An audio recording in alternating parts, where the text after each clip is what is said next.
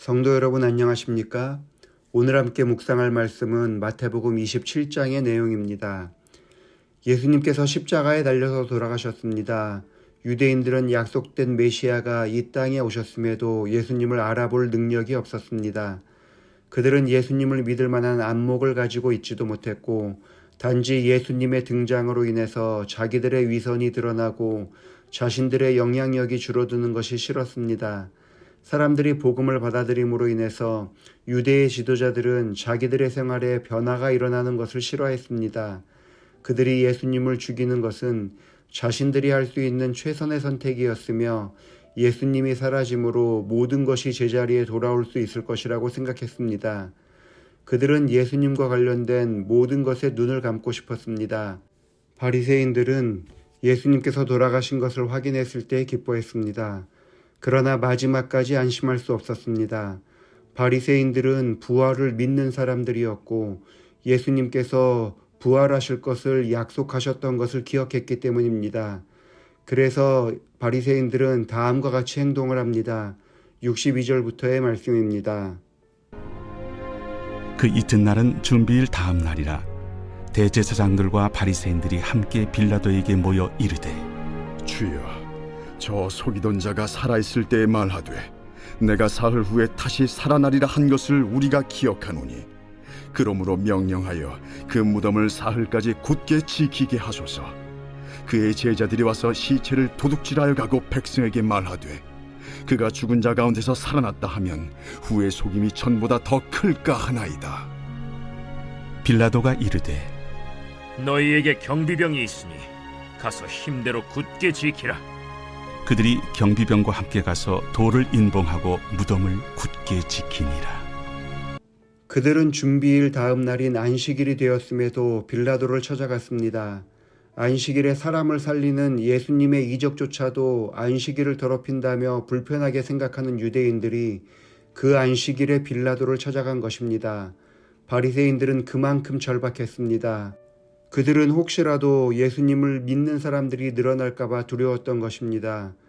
유대인들은 예수님의 부활의 약속을 기억했습니다. 이런 일은 일어나서도 안 되며 부활이 일어난다 하더라도 그 소문이 퍼지는 것이라도 막고 싶었습니다.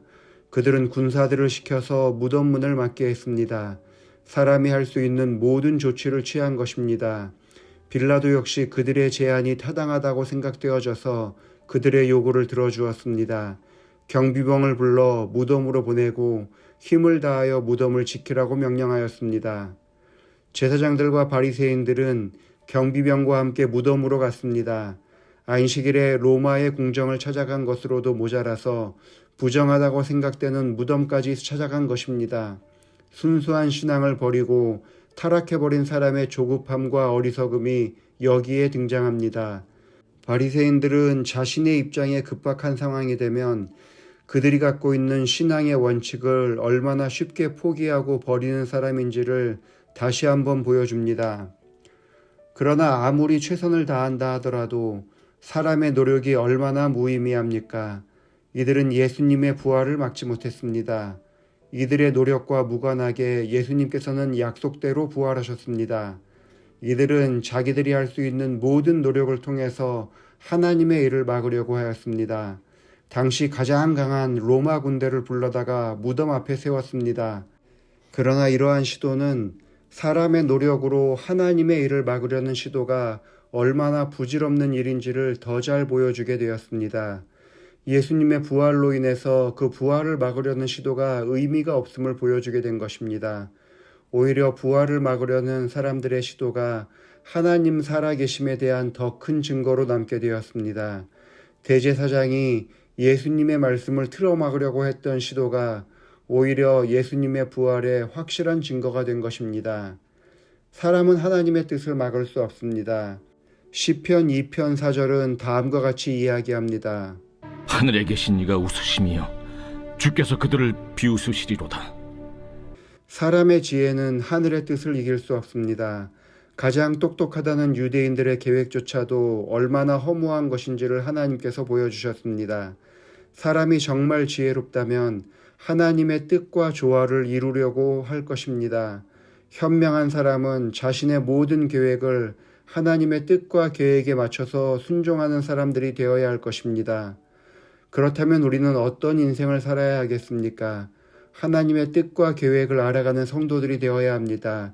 그리고 그것이 어떤 방향이든 순종하는 사람들이 되어야 합니다. 언제나 주의 뜻을 알고 따라가는 사람들이 되기를 바라면서 말씀을 마치겠습니다. 기도하시겠습니다. 하늘의 하나님 아버지, 우리를 그리스도와 함께 장사되게 하셔서 죄악된 몸을 버리게 하시고 그리스도 안에서 부활하게 하심으로 새로운 피조물로 삼아주시니 감사합니다. 주의 뜻과 계획은 한치의 오차도 없이 이루어짐을 알고 있사오니 주의 뜻을 거스리는 어리석은 인생이 되지 말게 하시며 주의 뜻에 순종하는 지혜로운 인생을 살게 하여 주옵소서. 최익종 장로님 가정을 위해서 기도합니다.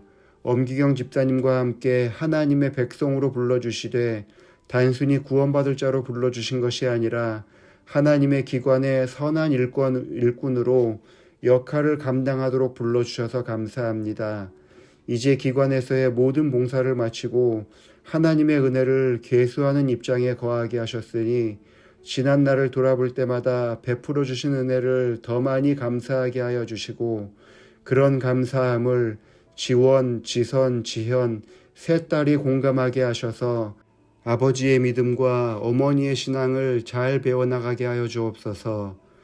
지원 양과 지선 양의 삶에 하나님의 특별한 은총을 더해 주셔서 하나님을 바르게 알고 이해하며 하나님을 따르는 사람들이 되도록 이끌어 주시옵고 막내 지현 양의 취업과 학업에 함께 하심으로 갈 길과 할 일을 허락하여 주시는 하나님의 섭리를 경험하게 하여 주옵소서.